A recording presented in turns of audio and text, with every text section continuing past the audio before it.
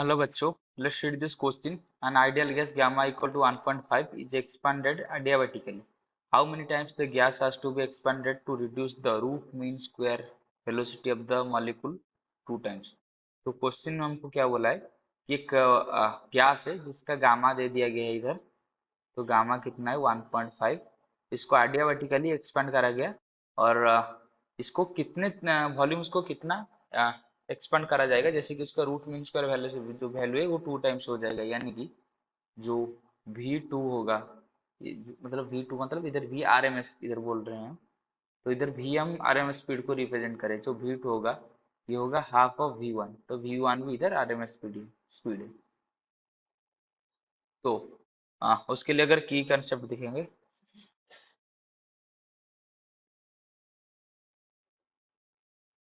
तो की कंसेप्ट इधर क्या है, तो की कंसेप्ट ये है कि जो V RMS है उसकी फॉर्मूला क्या है, root over of 3 RT by M. 3 R क्या है gas constant, T temperature, M क्या है उसकी मास, मॉलिक्यूलर वेट। तो एक पर्टिकुलर गैस की बात कर रहे हैं तो मॉलिक्यूलर वेट तो एक पर्टिकुलर गैस के लिए हमेशा कांस्टेंट ही रहेगा। तो ये एक फॉर्मूला चाहिए और दूसरी हमको जो चाहिए आइडियाबैटिकली एक्सपेंड हुआ है, तो आइडियाबैटिकली एक्सपेंड के लिए जो कंडीशन होता है P V to the power gamma is equal to constant. तो पी क्या है प्रेशर, वी है वॉल्यूम। तो इधर टेम्परेचर के साथ अगर रिलेशन निकालेंगे तो ये कितना हो जाएगा, तो हो जाएगा T into V to the power gamma minus one. ये कांस्टेंट मान लीजिए ये के है, तो इसको हम यूज करेंगे। तो पहले हम अगर निकालेंगे कि V one by V two कितना होगा, तो हमने दिख दिया कि जो v है, v मतलब इधर वी आर एम एस है, वो कितना है, ये है रूट टी के ऊपर डिपेंड करेगा क्योंकि 3R तो कांस्टेंट है और एम भी कांस्टेंट है। तो V1/V2 is equal to root over of T1/T2। That implies V1/V2 इसको अगर दोनों साइड स्क्वायर कर लेंगे तो यह जाएगा T1/2 to T2 equal to V1/V2 का स्क्वायर। तो ये हो जाएगा V1, V2 कितना हो जाएगा V1/2 का स्क्वायर। हो जाएगा V1 कैंसिल, 2 ऊपर को जगह स्क्वायर आ जाएगा यानी कि 4। यानी कि हम बोल सकते हैं कि T1/T2 इक्वल टू 4। जो टेम्परेचर का रेशियो आ गया ये कितना आ गया, 4 आ गया। तो ये हो गया। तो अभी हम आइडियाबेटिकली जो एक्सपांड हुआ है उसकी फॉर्मूला डालेंगे, तो ये क्या है, T into V to the power gamma minus one equal to constant.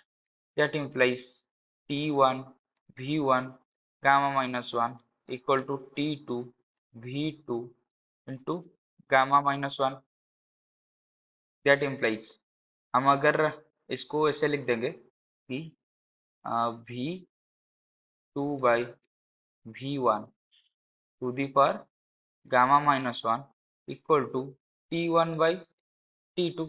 तो गामा माइनस वन को हटाएंगे V2/V1 के ऊपर, इसलिए 1 गामा माइनस वन को अगर डिवाइड कर देंगे तो ये कितना आ जाएगा, तो गामा माइनस वन को हटाना है V2/V1 के ऊपर, तो ये आ जाएगा T1/T2 into root over of 1/गामा माइनस 1।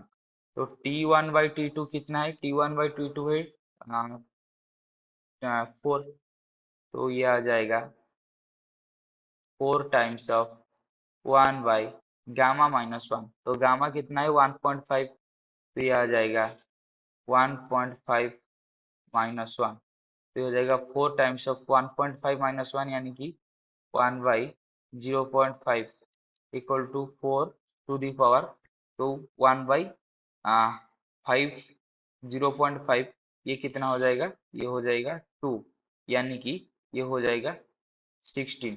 यानी कि जो V2 है ये है 16 इंटू V1, यानी कि जो वॉल्यूम एक्सपांड होगा वो 16 टाइम्स ऑफ इनिशियल एक्सपांड होगा। तो हमारा जो फाइनल आंसर होगा 16 होगा, यानी कि option B is the right answer. I hope you have understood this question. Best of luck.